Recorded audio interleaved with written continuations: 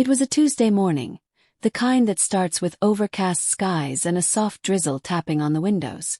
The kind of day that makes you want to stay curled up in bed, sipping tea, and flipping through a well-worn novel. I was 51, living by myself in a quaint little cottage on Willowbrook Lane.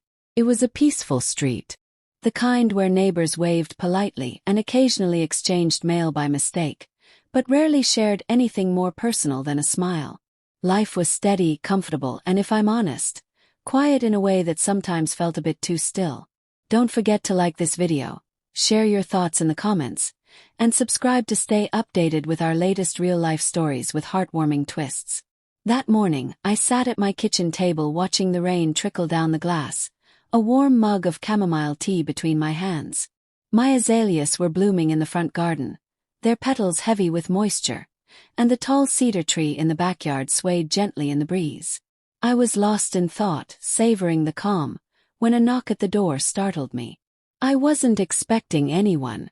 My daughter Elise lived 2 cities away, caught up in her work and her own world. My circle of friends had slowly shrunk to phone calls and the occasional card on birthdays. I set down my cup and walked to the door. To my surprise, it was my neighbor, Mr. Fletcher. He lived just 3 houses down. A retired architect in his late 60s, tall with a soft-lined face and silver hair combed neatly back. We'd exchanged waves and brief hellos over the years, but nothing beyond that. He stood on my porch, rain clinging to his coat, holding a small wrapped package. He looked unusually uncertain. "Good morning, Clara," he said, voice gentle. "I hope I'm not intruding." "Not at all," I said, smiling. "Please come out of the rain." "Just for a second," he replied, chuckling. "And please call me Arthur." I nodded, stepping aside slightly. He looked down at the package in his hands, then back up at me. "I saw this at a craft fair on Saturday. I thought of you and your garden. It's nothing much, just a little something I thought you might like." I blinked, caught off guard by the gesture. No one had surprised me with a gift in a very long time. I accepted it, feeling the delicate weight. "Thank you, Arthur. That's very kind of you." He gave a small, almost bashful smile. "Well, I'll let you get back to your day. Stay warm." I watched him walk back down the garden path, the rain puddling around his boots, then closed the door and unwrapped the package. Inside was a beautiful ceramic planter, painted by hand, vines curling around soft blue and yellow petals. It was exactly the kind of thing I would have chosen myself. I ran my fingers over the smooth glaze, a curious mixture of gratitude, warmth, and something else I couldn't yet name curling in my chest. Later that afternoon, I planted a small trailing ivy in the pot and placed it on the windowsill in the living room. Every time I passed by, I glanced at it, and then, unbidden, my eyes drifted toward Arthur's house. All I knew about him was that he'd lost his wife a few years ago, and he kept mostly to himself. But for the first time in a while, I found myself wondering what more there was to know. The next day I decided to bake. I hadn't made cookies in a while, but my grandmother's old oatmeal raisin recipe was still tucked in my drawer. I filled a plate, wrapped it with parchment and twine, and walked down to Arthur's house just as the afternoon sun broke through the clouds. When he opened the door, he looked surprised, but pleasantly so. "These are for you," I said, holding out the plate. "To thank you for the lovely planter." His smile deepened, eyes crinkling. "You didn't have to, Clara, but thank you. They smell amazing. Would you like to come in for a cup of coffee?" he asked after a beat. I hesitated but then nodded. "I'd like that." His home was warm and filled with light. Books lined the walls, with framed sketches of buildings and old cityscapes tucked among them. A pair of slippers sat by the door, and a kettle was already on the stove.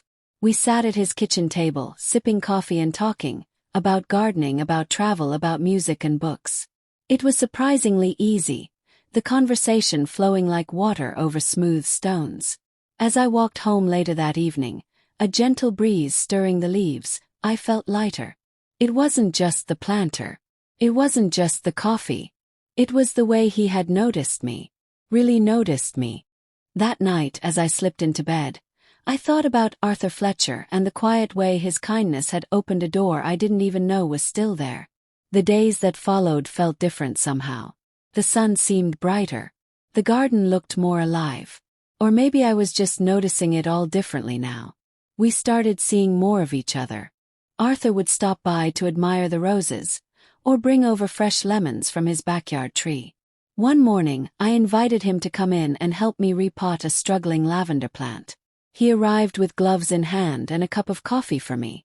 "You've got quite the touch with these flowers," he said as we worked side by side. I laughed. "Just a bit of patience and care." He nodded. "Maybe you could teach me." A few days later he did come back, this time wearing jeans and an old flannel shirt. I handed him a spare pair of gloves, and we knelt in the soil together. We worked and laughed, getting dirt under our fingernails and sun on our cheeks.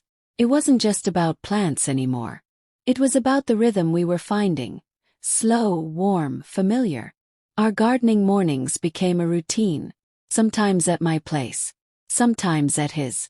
One afternoon, after planting a row of daffodils, we sat on his porch with tall glasses of lemonade. Birds fluttered nearby and a breeze rustled through the trees. "You know," Arthur said, "I've lived here over 20 years. I never really got to know anyone on this street." He nodded. "It's easy to stay behind your front door." He glanced at me, his voice softer. "But I'm glad I got to know you. You've made things feel warmer again." I smiled, feeling something tender bloom in my chest. "I'm glad too." Then came the storm. It was late September. The air had been unusually warm for that time of year. We were planning a visit to a local garden center the following weekend. But that night the skies cracked open. Wind tore through the trees. The power flickered, then went out. I sat by the window, watching the streetlights vanish into darkness. Crack. A thunderous sound, splintering wood. My heart pounded.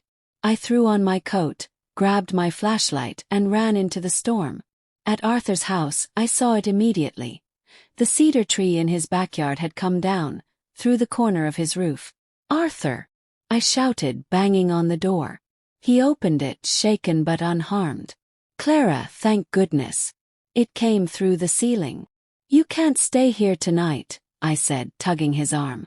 "You're coming to my house." He didn't argue. He gathered some clothes, medication, and a framed picture of his late wife, then followed me through the rain. Back at my place, I handed him dry clothes and made tea while he changed. We sat by the fireplace, the house bathed in candlelight. The power was out, but we had warmth, tea, and each other. "This reminds me of another storm," he said softly. "Margaret and I, our first year married. We lost power, but we laughed the whole night, lit candles, made soup on a gas burner." "She sounds wonderful," I said. "She was," he whispered. "And you remind me of her. In the kindest ways." I looked at him, stunned. "Clara," he said, reaching for my hand. "These past few months, they've changed me. You've brought something back I didn't know I'd lost." I smiled through tears. "Arthur, you've done the same for me." We sat like that for a long time, hands entwined, hearts full, while the storm slowly passed. The next morning dawned bright, the kind of light that promises new beginnings. Together we called insurance, cleaned debris, and began repairs. But more than anything, we built something else: trust, comfort, companionship. One evening, sitting on my porch with cider in hand, Arthur turned to me. "I've been thinking," he said. "I don't want to spend another year living next door to someone I love. I want to build something with you, if you want that too." Tears brimmed in my eyes, and I took his hand. "I do." In the weeks that followed, Arthur spent more and more time at my home until it felt like ours. We talked about trips we'd never taken, books we wanted to read, seasons we'd still get to witness together. On a golden October morning, we walked the neighborhood hand in hand, the leaves crunching beneath our feet. "You know," he said, glancing at a bright red maple, "Margaret would have liked you. She always said I needed someone with a spark and a kind heart." I smiled, tears warming my eyes. "Thank you, Arthur." That means the world to me. He stopped and turned toward me. I know we're not 25. But I think we've got a beautiful chapter ahead of us. And in that moment, standing beneath a golden sky, I knew he was right. Sometimes the most beautiful beginnings arrive quietly, on rainy mornings in unexpected gestures, through hands offered in storms. And sometimes, love blooms again when you least expect it.